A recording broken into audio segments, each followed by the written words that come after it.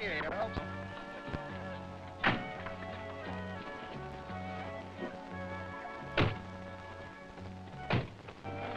Everybody buckle up. You too, dear.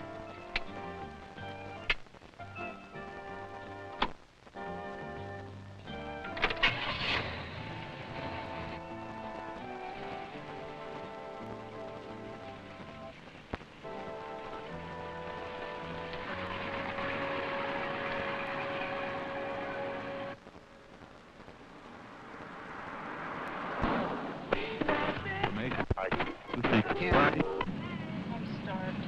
You're always starved. Mom, will you play volleyball with us? Only if I can win. Did you call your mom before you left? She called the other day and wanted to talk to you. Not to you. No, never wants to talk to me. Just because she can't remember your name doesn't mean she doesn't want to talk to you.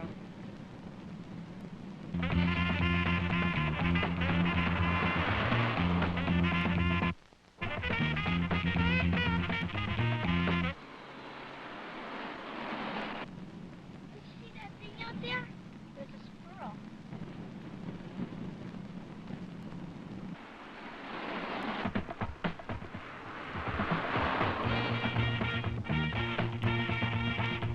Daddy, when are we gonna eat? We'll be there in a minute. Sit back and relax.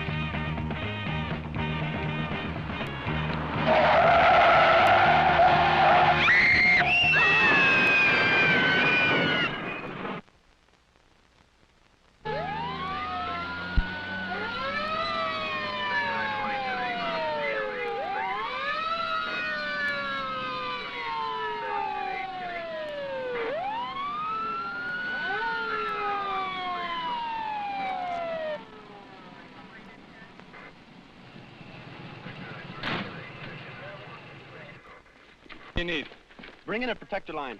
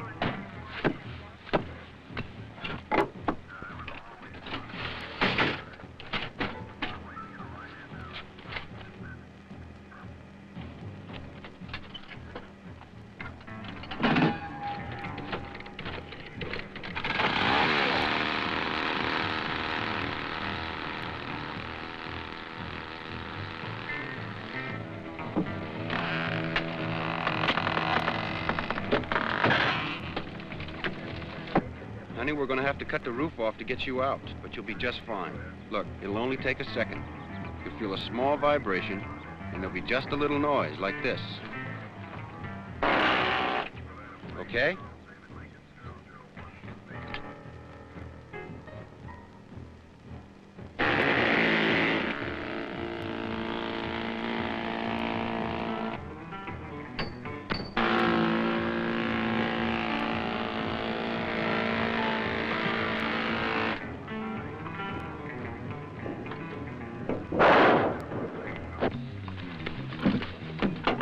Okay, up with the yellow.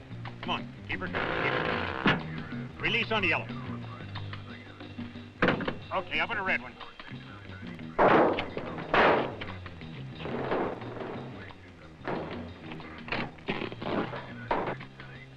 Okay, up with the yellow too.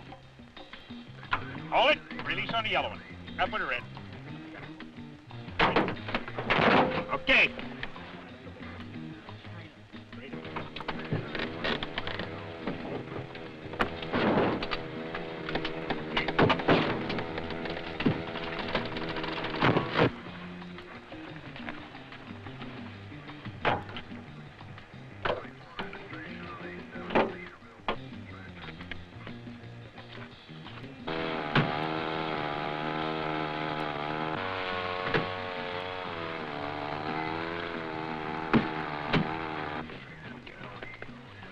Watch your back. Okay, let's move it a little bit.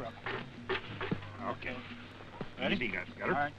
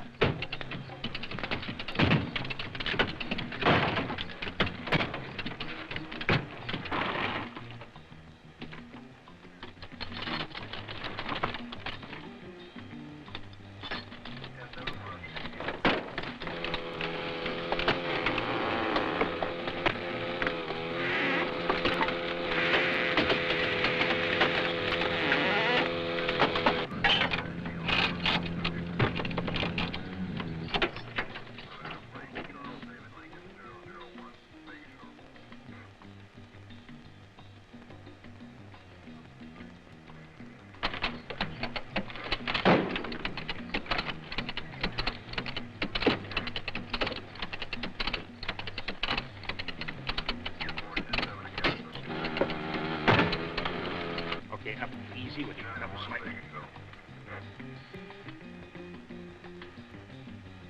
I got your number in the computer. There's no response yet. I'll advise as soon as I get it. 46993, Vegas.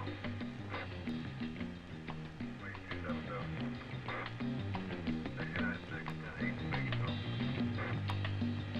6920, 10-8, route to DMV, Vegas.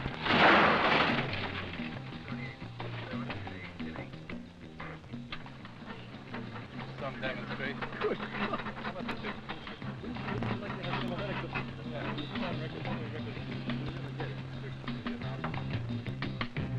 Thanks for standing by. Jeez, I've never seen anything like that. You guys got 6 people out of 2 wrecked vehicles in less than 12 minutes. And the way you handled the victims. We get a lot of bad accidents in the city. You guys ever do any extricating? Us? No, nothing like this. We're just a small town, mostly volunteers. We got a wrecker does the heavy stuff. Yeah, some big clumsy ape and his kid. We think they killed a guy last month. Pulled him out of a wrecked car, through a window. You can't prove anything, though. Our chief wants us to get more involved with auto rescue. We got some tools on order, but nothing like the stuff you got. Yeah, that was some demonstration you guys put on down there. Yeah, but it went too fast for us to follow. Want to run through it again? Look, we're going to be here for a while. If you got a few minutes, I'll run over some of the procedures. Hey, can we stick around? You sure as hell can. Okay.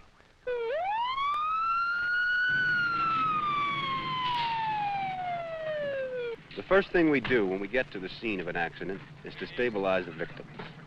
We've got to stop any bad bleeding and make sure there's nothing obstructing their breathing. In this case, we didn't seem to have any of those problems. What if any of the victims would have needed emergency first aid? Then we would have had to smash some glass to get to the victims fast. We don't like doing that because people inside can get cut. But if it's a matter of life and death, we'll do it. Now, in addition to stabilizing the victims, we've also got to stabilize the vehicles. In this case, we've built a box crib out of wooden blocks which we always carry on our truck. We also could have stabilized the car by moving our vehicle against it and tying them together. We prefer the cribbing because it keeps our truck mobile. We would never, under any circumstances, shove a vehicle back on its wheels when there's people inside. We could do more harm to the victims than the collision did. Now, even if there's no indication of fire, we keep a man standing by with a charge line, just in case. Since we had you guys on the scene, we were able to extricate the victims a bit faster. If the car battery is easily accessible, we disconnect it by yanking or unbolting the cables. Cutting them can sometimes produce a spark which could ignite any gas that's leaking. What if you can't get at the battery? Then we don't waste any time with it. If it gives us any trouble, we've got a charge line ready. What about the gas tank? If it's leaking and we can easily get to the hole, we use some sealing clay. And we're always very careful with flares. And if the tank's not leaking? We just don't worry about it. Once the victims and vehicles are stabilized, we're ready to start extricating. If the vehicle is on its wheels or upside down, we take them out through the doors. If the vehicle's on its side, we take them out through the roof. Nobody gets pulled through windows. No how, no way. Before we start tearing into a car, we always try the door handles first. Sometimes, even after the worst collision, a door will still open normally. Usually they don't, especially with late model cars that have the steel safety latch. Couldn't you unlock the door by breaking the glass and lifting the latch? Even if the latch could be raised, the door might still be jammed shut. Then you've risked cutting your victims for nothing. Besides, with our tools, we can open any door in a matter of minutes, even if the roof's caved in. We usually lift the roof first. It makes it easier to get the doors open. We use a pry bar to peel back a little sheet metal so we can get the tools to bite in.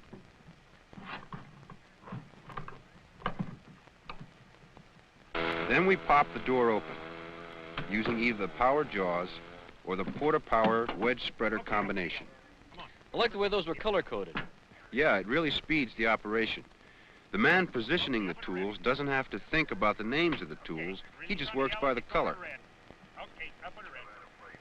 Okay, up on the yellow too. One of the pumpers keeps his butt pressed against the door, Hold it. so when the door pops loose, it doesn't jump out and smack one of us. Okay. Once we get the door open, we can widen the entry with either the power jaws or the come-along tool.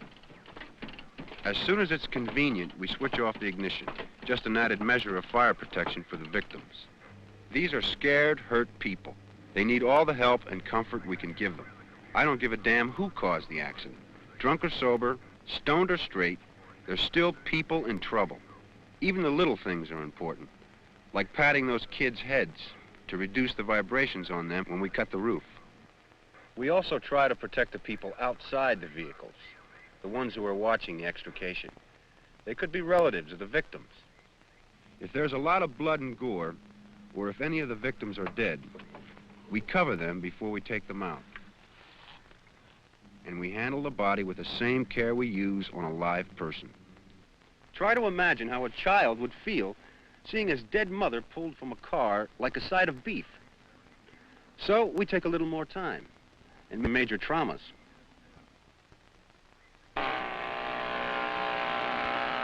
That was an air chisel, wasn't it, that you were using to slice through the roof of the red car? Yeah, that's a special tool operating on 300 pounds of pressure.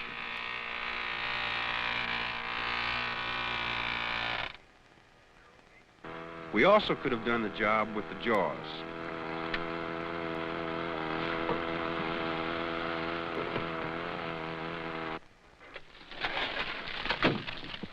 What about a power saw? Well, we always carry one, and they're great for ventilation and non-auto extrication. But they produce a lot of sparks cutting sheet metal. If the saw's all you got, great, use it. But keep a fine water mist over the whole area. What about a cutting torch? Well, we carry those too, but they're too great a fire hazard for the average auto extrication. They're fine if you got a lot of heavy metal to cut, like a semi or a railroad car, but you don't need a torch to get into an automobile. Hell, and they'll probably use a can opener. I noticed you only cut 3 sides of the roof. Right. We fold the 4th side. Gives us a smooth edge to work over. I like the way you only move the people on backboards. Always. It's too easy to turn an inline fracture into a compound one. Why the towel? Makes a great temporary cervical collar. She looked like she might have had a injury. It seemed like everyone came out fairly easily, except for the drivers. Well, that's usually the case. They get pinned between the wheel and the seat. Their feet are often caught under one of the pedals. We know we're going to have to shatter glass to get them out, so we cover them with aluminized blankets, which also offer a fair amount of fire protection. Both drivers were trapped by the steering wheels. Since we had to pull both wheels, we had to break out both windshields. One was set in rubber, and we did what we're rarely able to do. After pulling off the wipers and slicing the rubber with a knife, we could just lift out the glass.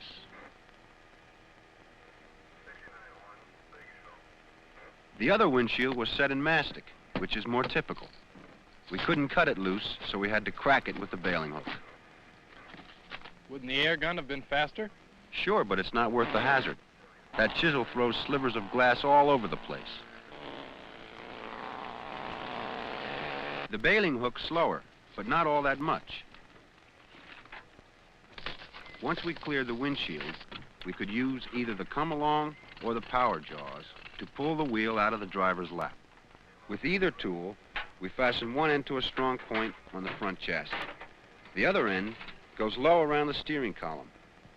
A lot of cars have tilt-up steering wheels. Now, if we get on the high side of the tilting joint, the steering wheel's liable to pop up and take some of the driver's teeth with it. I noticed you used a lot of cribbing when you pulled the wheel. That's to keep from collapsing the hood and to give a sharper lift angle to the wheel.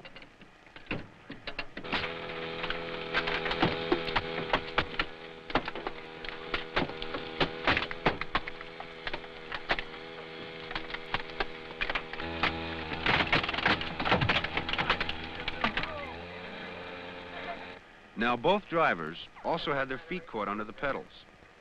In one car, we were able to lift the pedal with a porta-power. With the other, we used the power jaws. We also could have used the come-along. Next, we had to force back the driver's seats. We used the come-along tool in one of the cars. First, we attached one end to a strong point on the rear of the chassis. We had to bring the other end in through the rear window. That was a neat technique for shattering the glass. One sharp blow in the corner does the trick.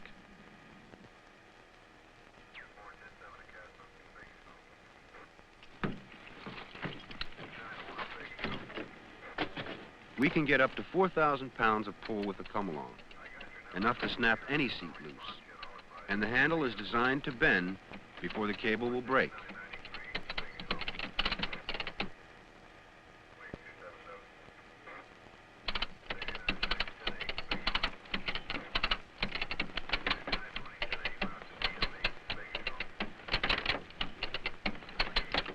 Support that neck good. Got the neck? Okay. In the other car, we had to unsqueeze the door pillars before we could slide the front seat back. We used a 4-ton ram to do that job. Then we used the power jaws to snap the seat brackets.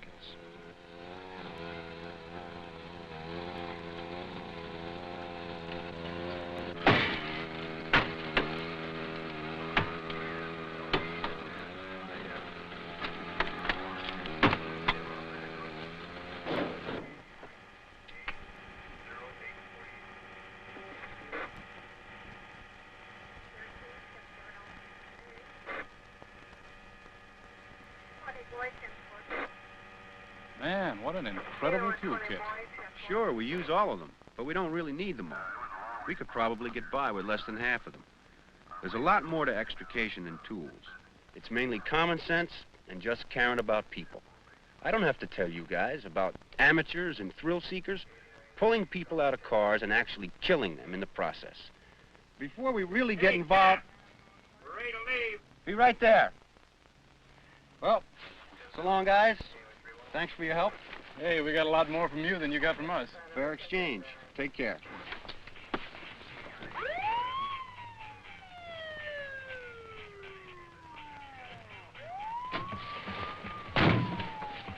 You know, the chief's right. How do you mean? Extrication. It's not a job for amateurs. You really got to know what you're doing. I'm a believer.